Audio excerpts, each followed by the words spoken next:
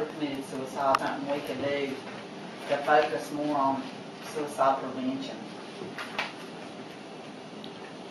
Well, hopefully the Crisis Solutions Initiative will give us more opportunities to focus on prevention.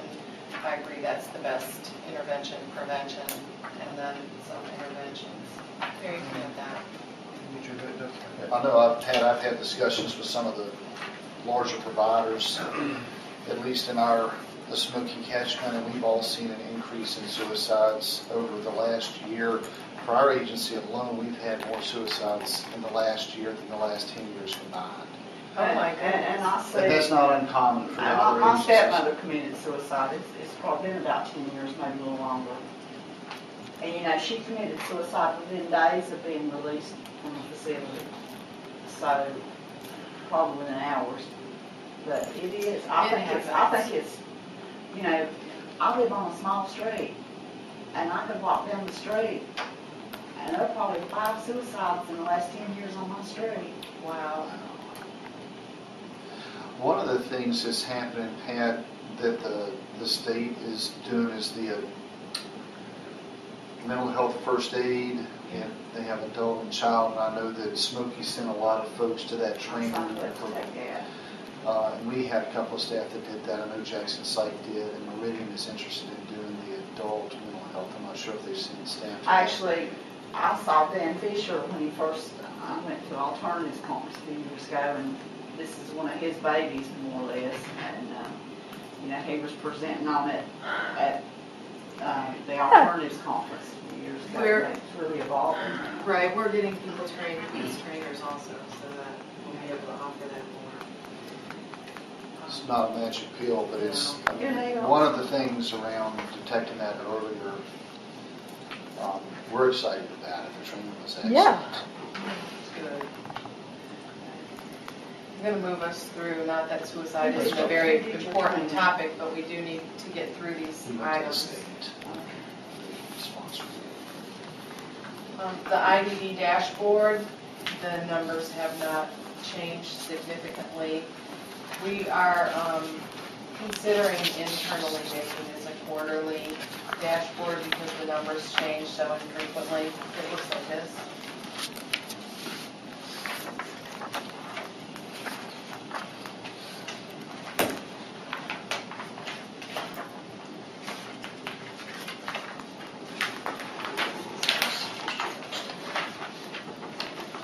Do you have any questions about this?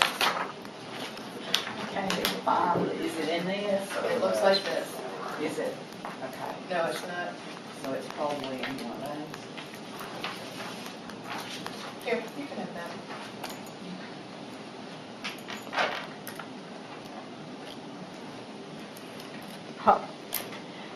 Yeah. Go ahead. I'm just waiting to see if you have any questions because it really is not a whole lot different. And is there a, Yeah. it's probably hidden on the sheet, but I was, Yeah. I don't know where I was the other day. They were talking about an initiative to possibly open up slots for, a number of slots for folks at $20,000 or less. To at least get That some has to vote. go through the legislation for legislators Yeah. first.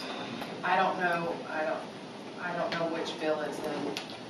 Would that be helpful in your opinion with the Yeah. wait list and what is happening, or is that a fair question for you? Well, let me ask this, would it be additional money, or would it just be the funds be reallocated? It would be additional money, but then it would be additional oversight. Okay. So the more helpful thing would be the Yeah. Innovations Plus to go into effect and have people receive the right amount of services at the right level Yeah. of service at the right amount, and then add waiver slots. Is that a part of the bill as well, or? No, that's just happening more slowly. How we've lost, and this is statewide, right? No, this is smoking. We lost 38. We terminated 38 slots. Right, you can see the reasons why. Right. then we only put in 8 votes in the 48. You're not allowed to fill waiver slots until the beginning of the new waiver year, which is August 1st. So any slot that you lose, and you know, doesn't make sense to me, even by someone's dying, you cannot allocate to another person. So if So we gave somebody a new slot on August the 1st and they died on August the 2nd, it'd be next August the 1st before somebody could yes, enter that slot. yes. What happens to the money for that slot in a situation like that? Is It stays at the state because we only get paid for active waiver slots. Doesn't make a lot of sense. Yeah. That's a good.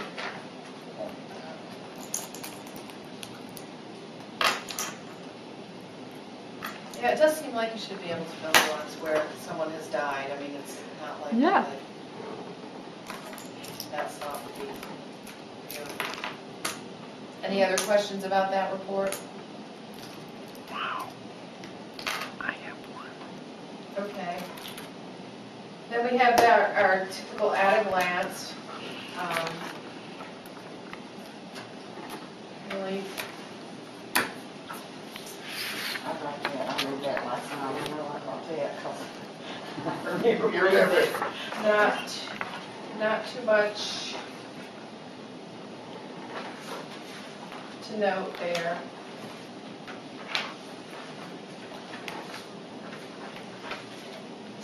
It's always fun to look at this data though, see what's happening. Right. If you're a little data geek like me.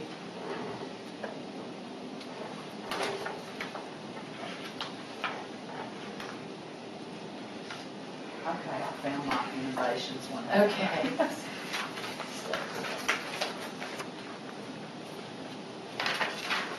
All right. I know, do you have any questions about the operations at a glance?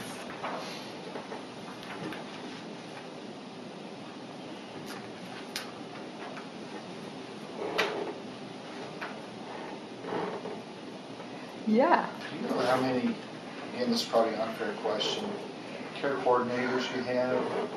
If they worked with 3,000 families during May, just curious what their ratio.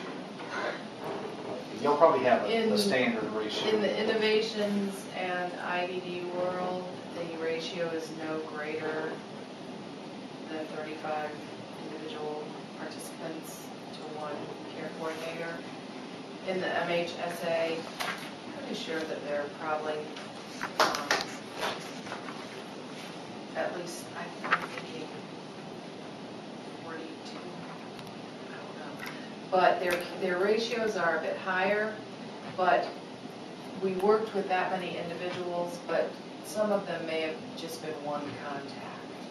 They're not caseloads the way the innovations participants are caseloads. These may be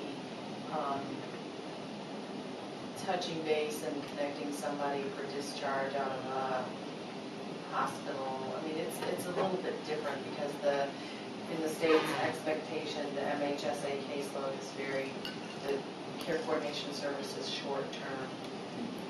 Okay.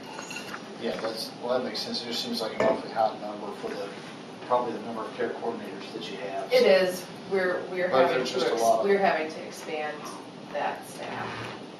The number of if you look at the trend, I'm pretty sure we have a care coordinator trend, maybe.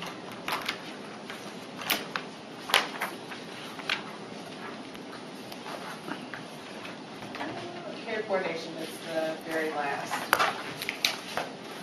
If you look at the numbers, they just keep going. It's the last page of this trend document, smoky operations, not net, it's the other, Oh, this is fantastic. yeah, take this one, and flip it over, it's the last page.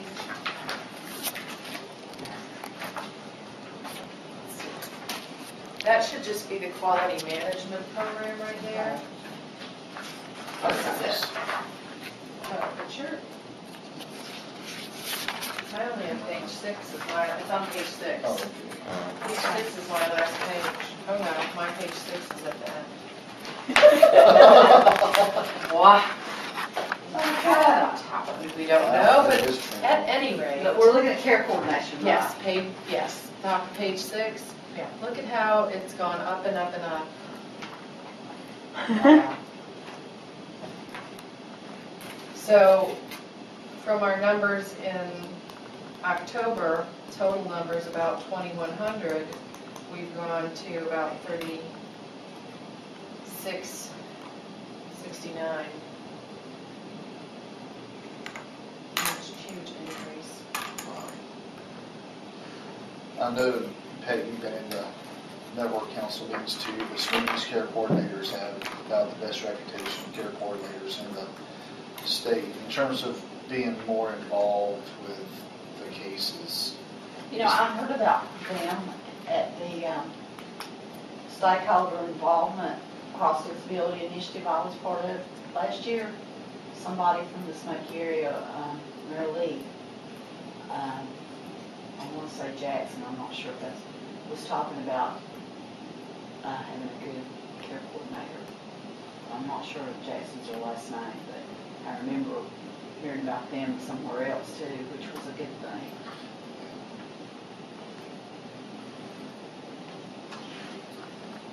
Mary, how do you think your care coordinator's doing? I refuse to comment. All right, we'll go on to the Quality Management Annual Report. What we have here is we have the QM Quality Management Program Description, Program Evaluations, and the Annual Work Plan, as well as the Quality Improvement Projects that we've been working on internally to Smokey. And one of the primary responsibilities of this committee, of course, is to see that we implement the quality management plan properly. So I don't know if you had time to look through, one of our staff persons, Charlie Gary, is responsible for this. And he has really done a very good job of bringing the program up to standard in the past year. Making sure that we meet regularly and that we get report outs on all of our quality improvement projects quarterly, and making sure that all departments and CFTs, cross-functional teams, give their report outs quarterly. And so we've gone from a small QM plan to a robust QM plan.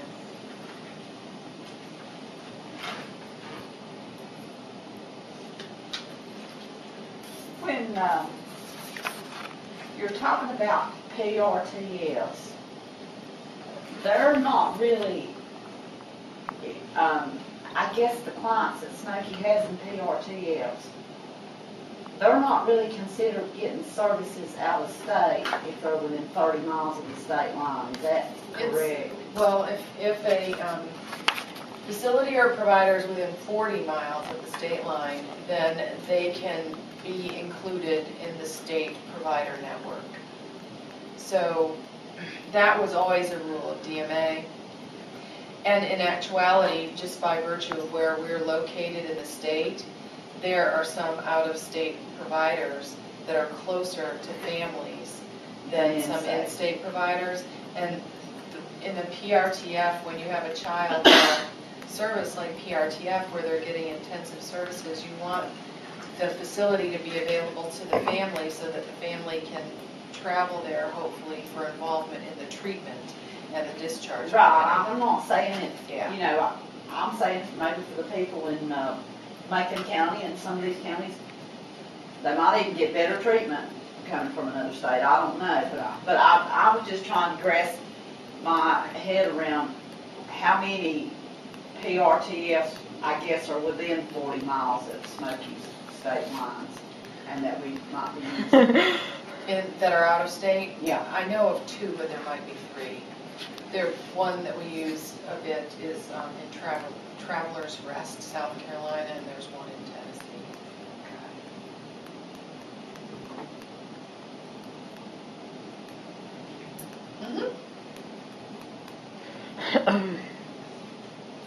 Do you have any questions about the QM plan?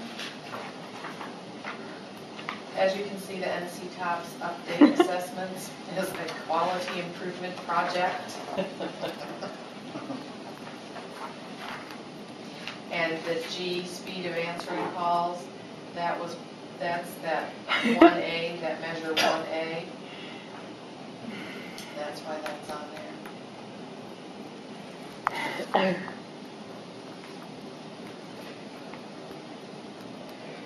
The readability, I mean, I'll just go through these projects. The PRTF utilization is an effort to make sure that individuals who are in PRTFs truly meet medical necessity.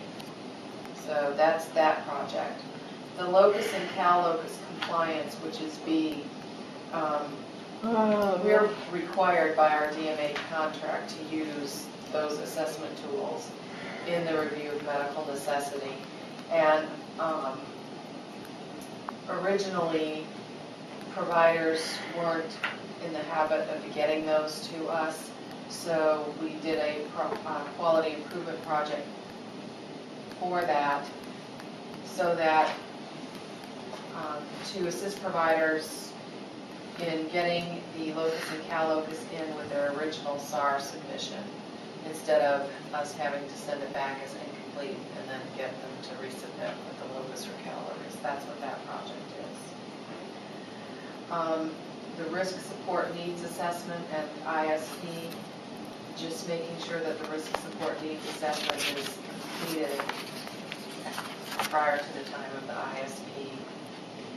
We talked about NC TOPS, update assessment, the call log data entry that's happening in Access, and to be honest, unless I read the report, I don't know offhand what that has to do with.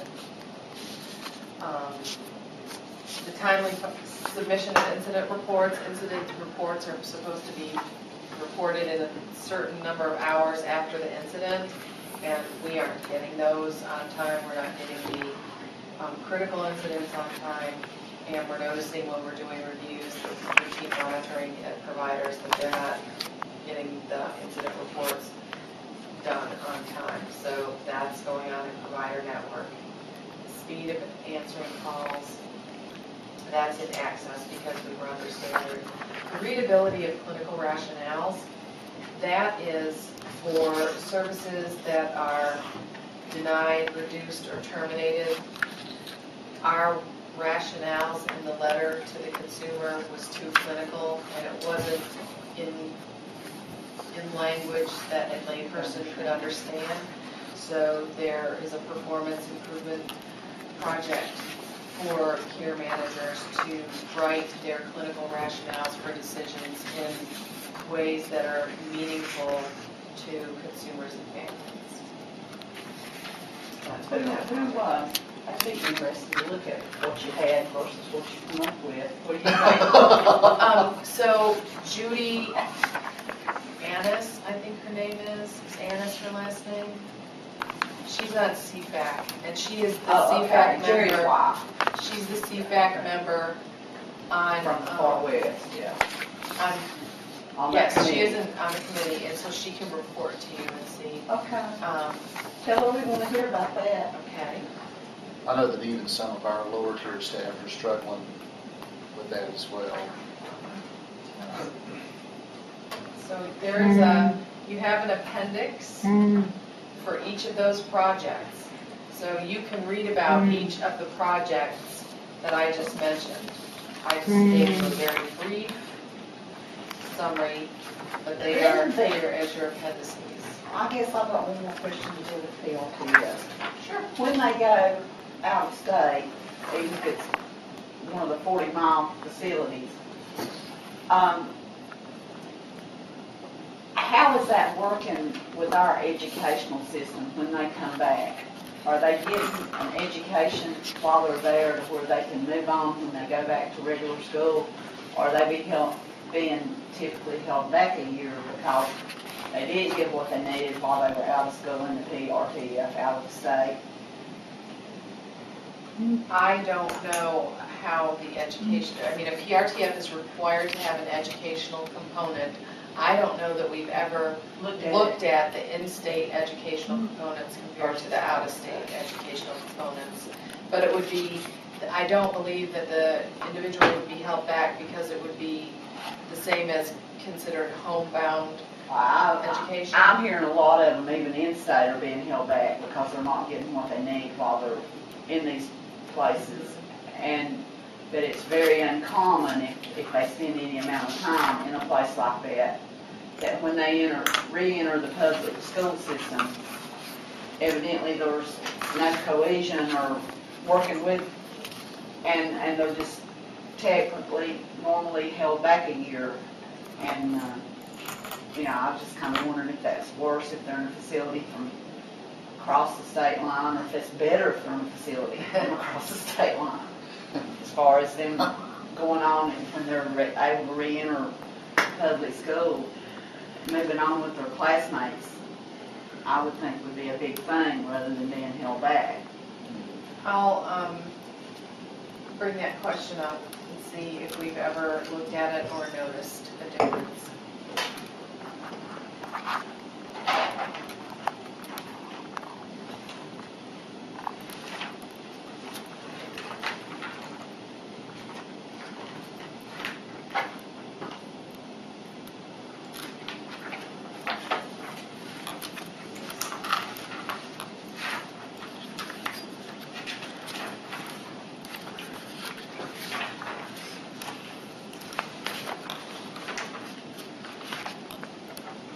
Yeah.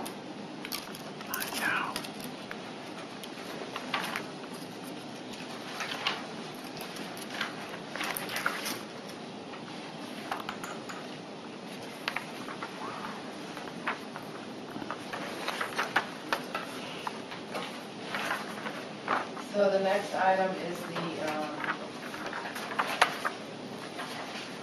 don't know if it's in this order in your packet. Of the agenda, okay. So the program evaluation. And that's under which. That's, it's in that big packet It's- still. okay. A sideways. I can't. No.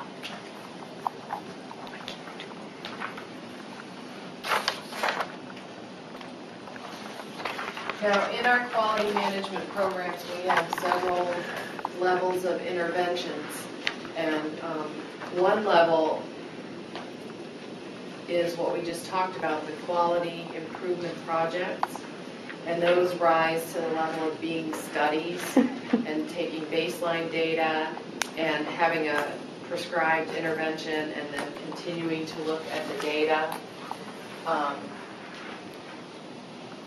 That is one level of intervention. And then another level of intervention are actual, it would be in this, at the end of this packet. It still looks like this. And this is what it looks like. It's after those appendices.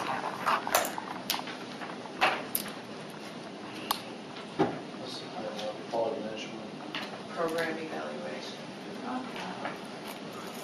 Oh, Keep turning. There it is, Pat, right there. Yeah, here. That is, yes, that is it. So that is the one level of intervention. Then every department and CFT has quality improvement goals. And those are goals that are set by the department and the CFT annually that they work toward. So that's another level of quality assurance or quality management. Then another level of intervention occurs when the department at year end evaluates what they've done over the course of a year, and maybe they've done a quality improvement activity that hasn't been a formal project or a formal goal, but we also note those because they have served to increase and or assure the quality of our functions. So what you have here are goals and activities that have occurred throughout our program year, which is our fiscal year, which is why we're looking at the report now, because it's toward the end of our fiscal year.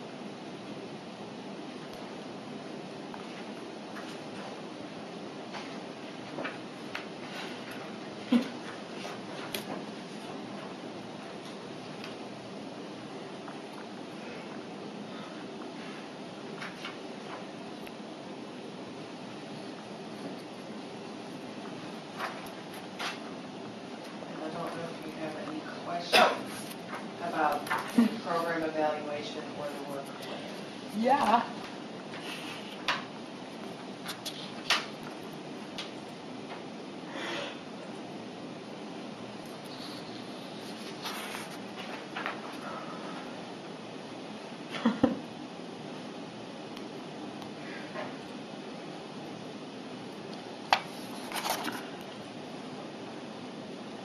As we continue to get improved data, then we can continue to identify other areas for improvement. When you're talking about people on the run who receive services, are we talking about on the run from the law or? Registry of unmet needs. Great question. Well, I'm sorry. Sometimes I go on these acronyms.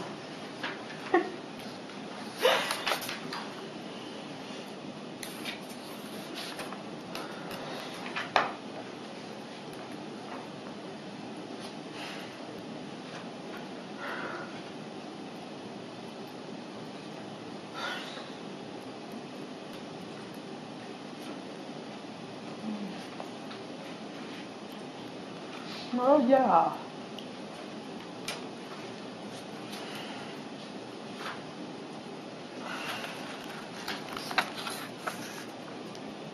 How do y'all handle, Uh-huh.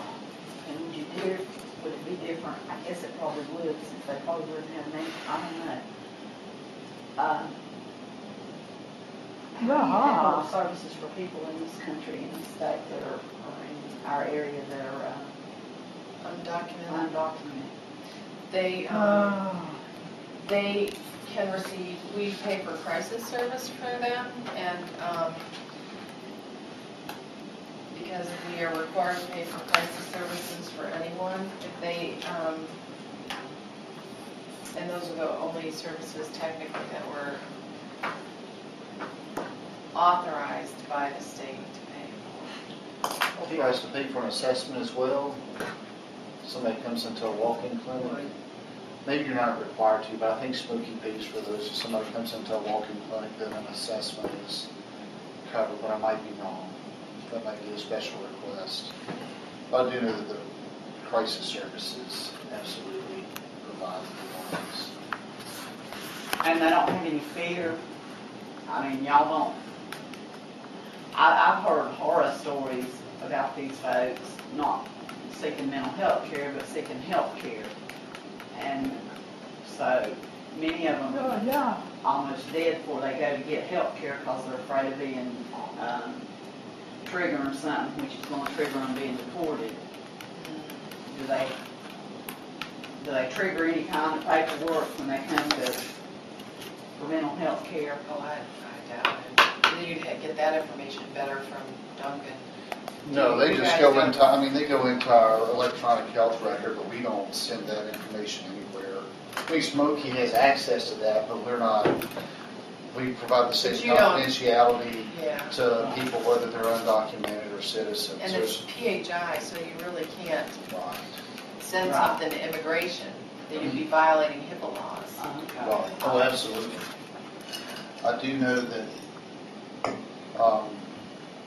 Dr. Aldecoa works with us and is bilingual, and it seems when she goes to provide a service to undocumented citizens, we've had an increase in folks wanting to pay cash to receive that service out of fear.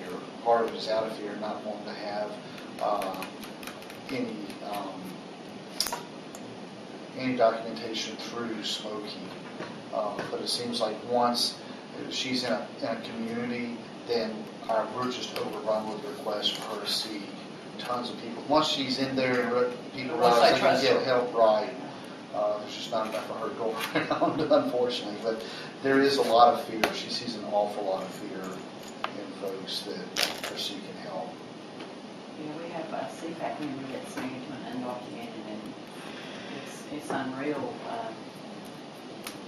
Some of the changes in her life since the marriage. Everything from losing her job as a school teacher. She lost her job? Oh, yeah.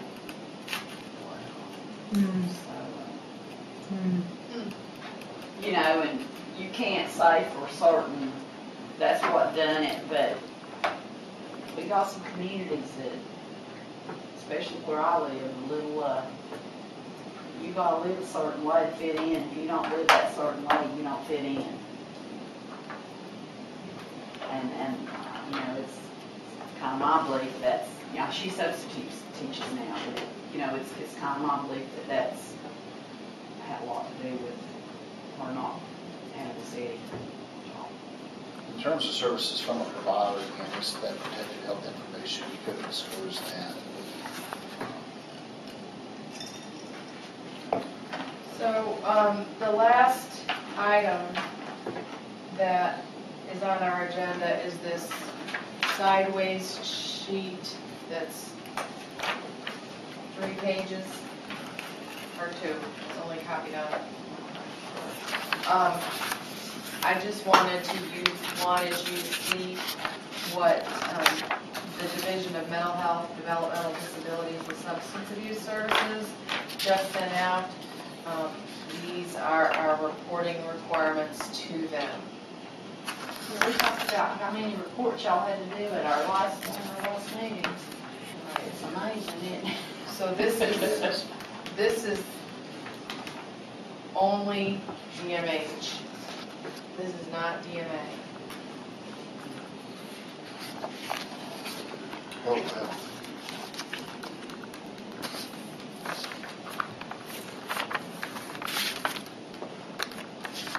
And this is only the performance contract reports. So if they're, we probably get 2 ad hoc report requests a month. I looked at this last night and I thought, man, this is unreal. Well, yes, it is.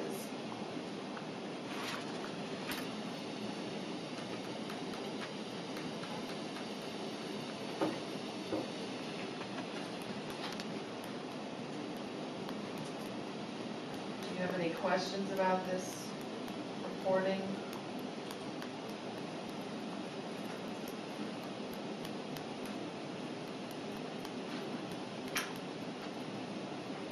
Looks like they got rid of 6, those red ones. Mm-hmm. However, that's kind of a little bit of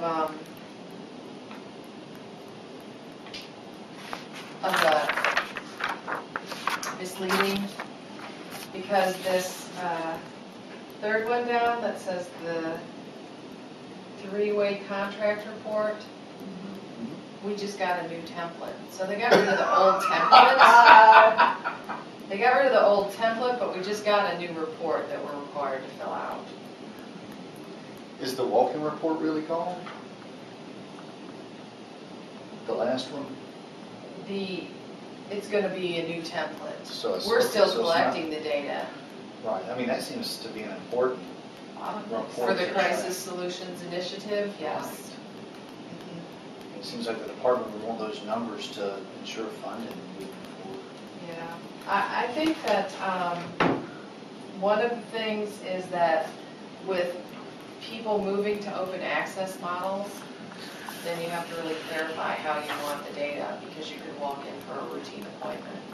And previously, the walk-in report was meant to be only emergent and urgent, account of emergent and urgent needs.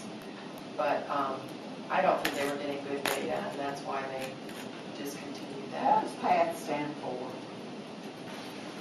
Where is it? PACH.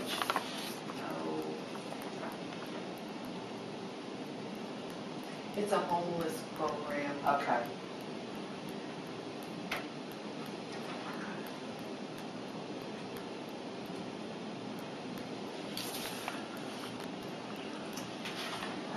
Yeah, I don't see it. Oh, it's about Thursday. You just. Yeah, I see it, but I don't see it spelled out anywhere. Let me. Oh, Where are you Carl's. I'm on the second page. I was looking at this. I just wondered what the acronyms PATH stood for. This path quarterly report. Oh, yeah, the sheet that you have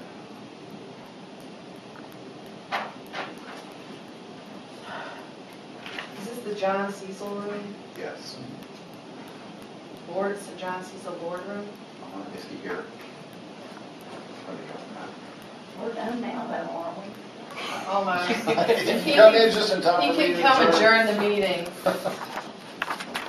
Hey, there you are. Okay. Good, you're good? Yeah. We saved the adjournment for you. Good, you're good. I was just looking up an acronym. I've got the Hey, check. yeah. I'm looking. Great to How about see you. you? See, Sorry. Yeah, we're sitting out in the lobby because we couldn't find any, there's nobody out there to tell us. He's always here to tell us where to go, but nobody to tell us which meeting is, so. Did you ever figure out what was blocking traffic? Somebody stalled out, I guess. There was miles of On 40 or Or where? 26 up by Biltmore Park, just north of Biltmore Park. So, Performance out, well, that's not it. Lots of references to it, but it doesn't ever tell what PATH stands for. Yeah. Pat, when I was talking, Projects for assistance in transition from homelessness. Okay. What were you saying then? well, I was just, when I was talking earlier about care coordination, I was talking primarily about the MHSA care coordination, child care coordination, the IDB, I'm not as familiar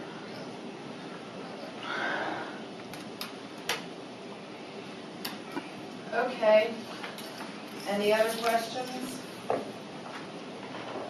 Yeah.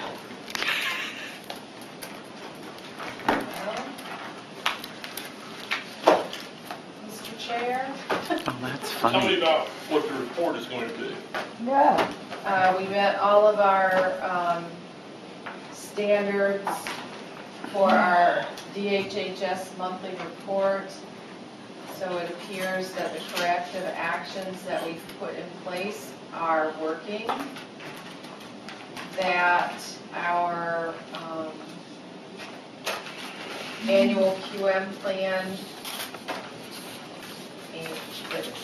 that consists of the program description, the program evaluation, and the annual work plan, and the quality improvement projects, goals, and activities within Smokey has been reviewed and approved by this committee. How many you gonna be able to bang this out for me that I can read? I can. Because I can't remember all that, That's, especially with all those acronyms, I've lost it. I knew DHHS and after QM, I figured out yes, those are the two big pieces. That's your- yes. And So if you we, type it to me, I can read off my phone. okay, and we reviewed this year's contract performance measures that were required by DMH DDSAS.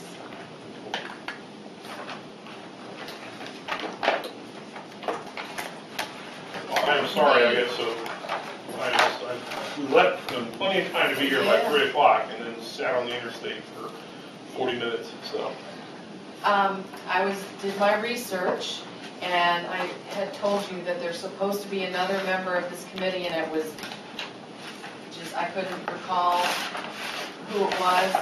And the reason that it hadn't been assigned, the reason that it hasn't been assigned is that the other member of this committee is the chair of the County Commissioner Advisory Council. Which we don't have yet. Right, so when that advisory council gets created, the chair is assigned to be a member of this committee, so then we will have the 5 members. Could you put that in the report, please, just to mention it? Okay.